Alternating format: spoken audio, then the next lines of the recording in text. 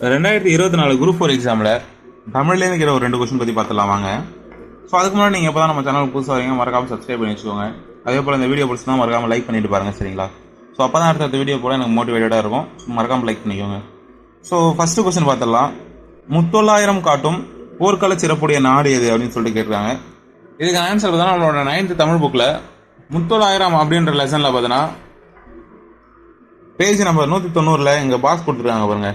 சேர நாட்டை அச்சமில்லாத நாடாகவும், சோழ நாட்டை ஏற்கள சிறப்பும் போர்க்கள சிறப்பும் உடைய நாடாகவும், பாண்டிய நாட்டை முத்துடை நாடாகவும் இந்த பாடப்பகுதியில் சொல்லியிருக்காங்க அப்படின்னு சொல்லி கேட்குறாங்க, சரிங்களா? அப்போ பார்த்தீங்கன்னா சோழ நாட்டை வந்து ஏற்கள சிறப்பு போர்க்கள சிறப்புன்னு சொல்லியிருக்காங்க. கொஸ்டின்ல என்ன கேட்டிருக்காங்கன்னா முத்தொள்ளாயிரம் காட்டும் போர்க்கள சிறப்புடைய நாடு எதுன்னு சொல்லிட்டு தான் கேட்டிருக்காங்க. அப்போ நமக்கு ஆன்சர் என்ன பார்த்தீங்கன்னா சோழ நாடு, சரிங்களா? ஸோ அதுக்கடுத்த கொஸ்டின் பார்க்கலாம். சந்தி இலக்கியம் அல்லது வாயில் இலக்கியம் என்று அழைக்கப்படுவது எதுன்னு சொல்லிட்டு கேட்டிருக்காங்க. ஸோ இதுக்கான ஆன்சரும் பார்த்தோன்னா நம்மளோட 9th தமிழ் புக்கில் தமிழ் வீடு தூது அப்படின்ற லெசனில் பார்த்தோன்னா பேஜ் நம்பர் 12 புக் பேக்கில் கொடுத்துருக்காங்க, சரிங்களா? தமிழ் சிற்றிலக்கிய வகைகளுள் தூது என்பதும் ஒன்று.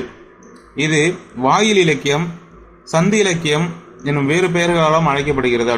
நம்ம கொஸ்டினில் பாருங்க, வாயில் இலக்கியம் சந்தி இலக்கியம் அப்படின்னு சொல்லிட்டு அழைக்கப்படுற நூல் என்ன அப்படின்னு சொல்லிட்டு தான் கேட்டிருக்காங்க, சரிங்களா?